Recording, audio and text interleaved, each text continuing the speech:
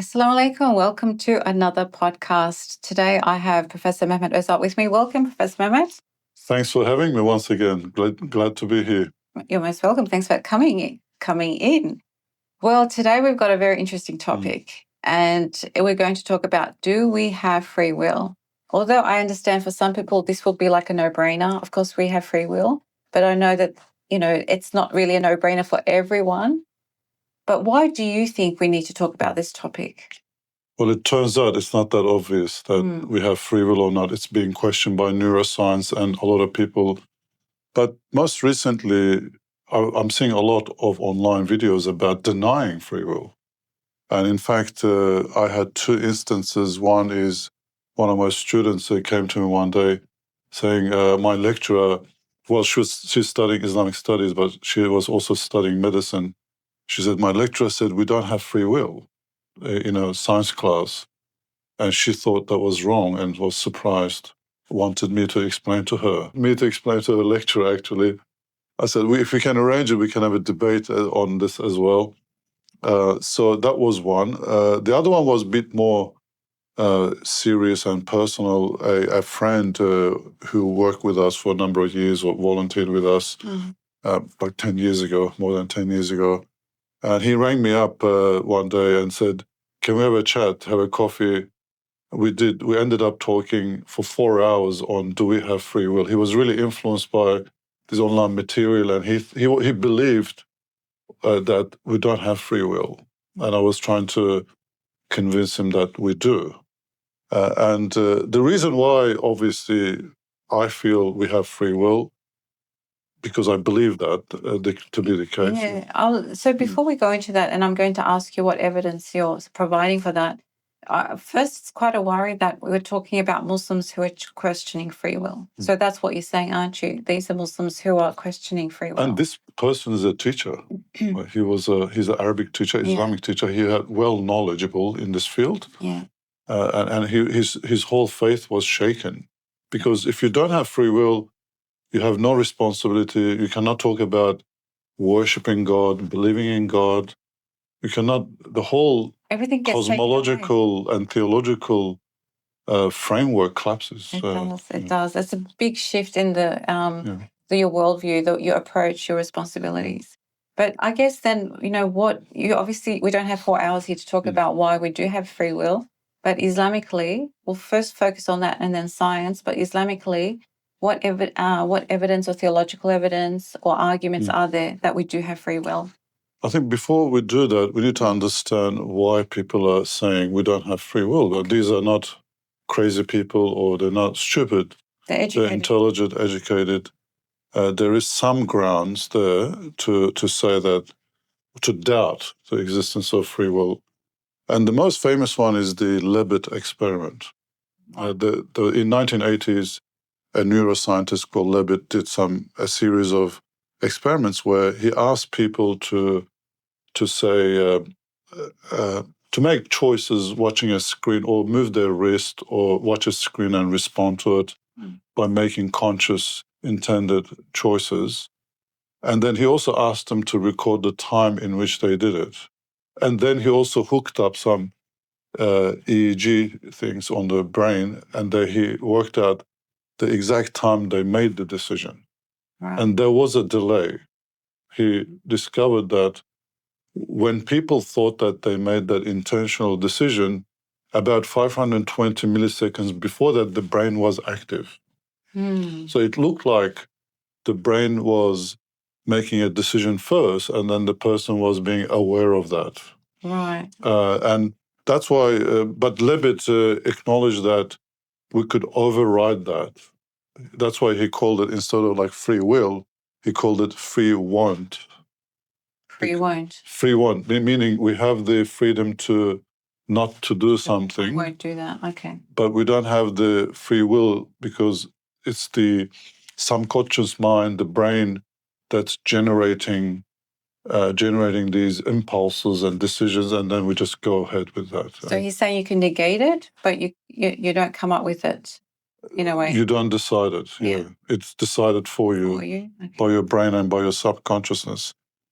This is actually, it's not a bad thing in a sense that if it doesn't lead to a complete denial of free will, you can understand this because Islamically, we do have this concept of nafs, that Muslims, theologians, and the spiritual people have talked about for ages, that there's a mechanism inside us that is making decisions or forcing us. Influencing, and or generating impulses and desires where you feel compelled sometimes to follow. They even called it commanding self. That's right. Evil command, nafs al-ammara. Yeah, nafs al-ammara, that really commands you to do certain things. And if a person does that, you have no free will. But this is not an absolute negation of free will. It's a but if you really think about it, like just from a rational and scientific perspective, it would actually be pretty bad if you have to work out everything every day, every decision that you make. You have to figure it out. Yeah, it's very energy consuming, very exhausting. You won't have time to do many things. So that's why we develop habits. Habits bypass that decision making process. So your brain really has to prepare certain things for your conscious mind to make a choice. So we never lose that. And my friend was actually saying to me, no, it's all your conscious mind. Everything is worked out. And I gave him an example. So you give me the other extreme where you're saying you're deciding everything. Is that right? Me or your friend? No, my friend was saying, you don't decide anything. Oh, okay. It's all decided for you by your brain, by your conditioning, your biology, hormones, and then it just comes to your awareness. You think you're making a decision, but even the choice itself, like if you sit down to have do I want chicken? Do I want lamb? And he goes, whatever your brain tells you at that point, that's what you decide. But that's an illusion to you because it appears to you as if you're making a decision. I said to him, like, no matter what I said wasn't working, but I gave him this example and this one worked. I would just want to say that before we explore the topic further, I guess.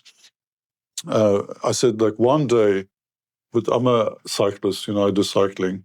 Right. But one day I was so tired from a days at work in the office. It was a cold weather. I was hungry. And I put on my cycling clothes and I'm on the couch. I said, let me lie down a little bit, 5 minutes. And I'm feeling sleepy even. So every impulse in my body was saying, don't go do cycling. Just relax at home. You can always do it later. Like my nafs was talking to me, saying, don't do it. Okay. But I said, I got to do this because I was training for something. And I got up and did 1 hour of cycling. I said, if I don't have free will, there's nothing exists, So that was an extreme example where I had to exercise my free will or independent will to force myself to go and do it. So I guess this is the problem with these Levitt experiments where these are all simple tasks. Simple tasks we tend to do automatically. Yeah. But when it comes to planning, like when you sit down, you're planning the week ahead or your life, you sit down and you think a lot. And also there's a consciousness involved. I think our will is linked to our consciousness because if you deny free will, you have to deny consciousness. But we can't deny consciousness, therefore free will exists. That's why I was thinking with this test, it sounds very precise and accurate, but it's just like how much is it really testing? Because I was, when you mentioned the consciousness, it can't test consciousness. So yes, it's testing something and it's probably accurate, but it's only potentially part of the bigger picture as well. Yeah, they've repeated these experiments using fMRI technology, and there is always a delay. There's always a delay, but where does the consciousness come in? That's where this test can't check that, I'm guessing. Well, there's nothing that can check consciousness, unfortunately. That's a whole different discussion.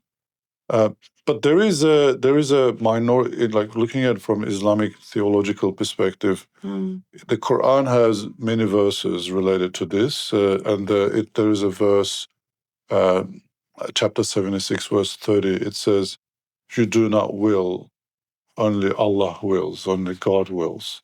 So that verse seems to indicate we don't have free will, and that's the verse that this a minority group within Islamic theology they call Jabriites, they or Jabriya, they believed we have no free will. Right. But it's a minority view and it's rejected because scholars felt we cannot have moral accountability if we have no free will.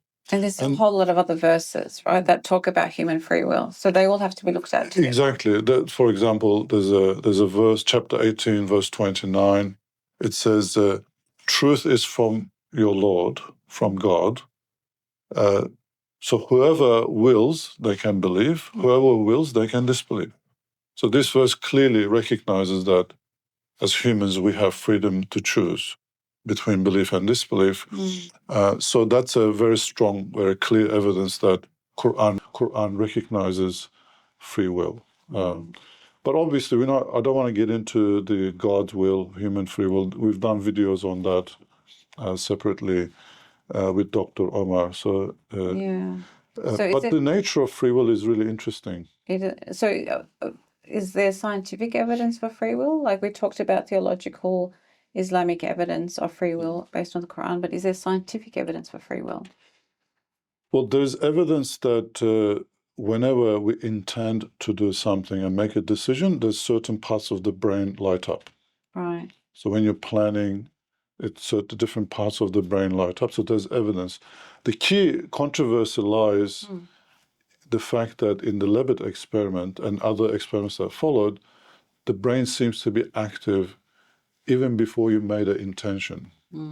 So this is really interesting, actually, because I'm familiar with classic Islamic theology. In Islamic theology, there were different. They asked the question, "What is the nature of will?" And there's a few different views on that. There's three main views. There's the Athari view, which is kind of the traditionalist. They say we have free will, but we don't explain how. That's a very distinctive aspect of their approach. There's no explanation. But there's the Ash'ari and Maturidi schools, and these are the two majority schools in the Muslim world. The Ash'aris say that human free will is created at the moment of decision making, and once we make a decision, it disappears. They did not give it a permanent fixture in our nature. The Maturidi view is that free will is a capacity that God has created in us, and it's there all the time. So whenever we want to make a decision, it gets activated.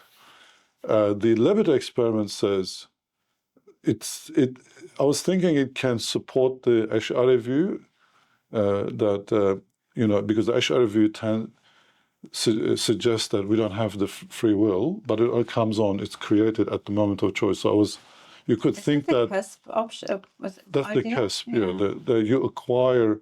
I guess the implication of that is you acquire your actions and your decisions through your choices. So the Ash'ari view does accept free will, but it says that it's not permanently there in you. Okay.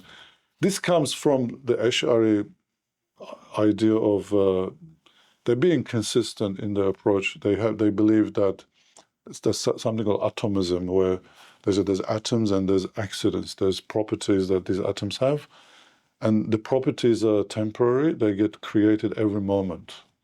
Okay. So, and they say human free will is a property. It's not an atom. So therefore, it has to be created every moment in their thinking. Okay. So, and if you're not going to use your free will, then it doesn't need to be created. I guess they're being consistent in that. But with Maturidi theology, they didn't have, Imam Maturidi, they didn't have that problem. They said that Allah is wise and He gives us certain things through His wisdom. and they don't go into this atomism or occasionalism concepts, which are, by the way, proven not to be true. I guess with modern cosmology, science, quantum physics, and all that. But the Maturidi, so the Levitt experiments tends to suggest that also we don't have that free will all the time. It sort of precedes your decisions. That's the difference between Ash'aris. With Ash'aris, at the instant of you making decision, it's created. Yeah. With the Levitt experiment, it's before you make a decision, it's created or it comes across. So they're all three different to each other. I'm getting, although it seems that Levitt and the Ash'ari are closer together. Yes, a little bit, yes. A little bit. So bringing it all together, what's your perspective on this? I have a explanation of this. I think it merges all of them together. Right. My premise is this, that free will is a function of human spirit. Because I do accept, this is a theological and also brings a scientific approach as well. So theologically, we accept the human spirit. Yes. And the evidence for me is consciousness. Right. Like the consciousness proves that there is something there's something immaterial inside us. Yes. It's a software. It's a function of the spirit.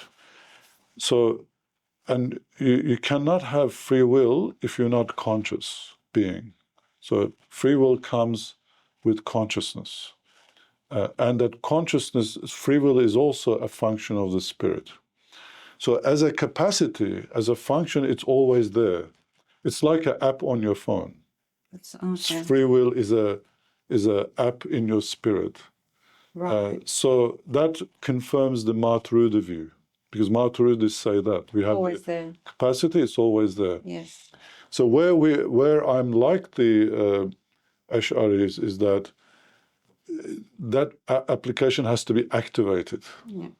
So when it's activated, then you can exercise your free will. So you cannot check your weather unless you start the weather app on your phone. That's right. So in that respect, they have something the right there. Yeah. And the Levitt experiment, in my view, is not that your brain makes the decision for you, but the brain has to be prepared for you to make the decision. So basically, the app in your spirit, that free will app, has to be activated.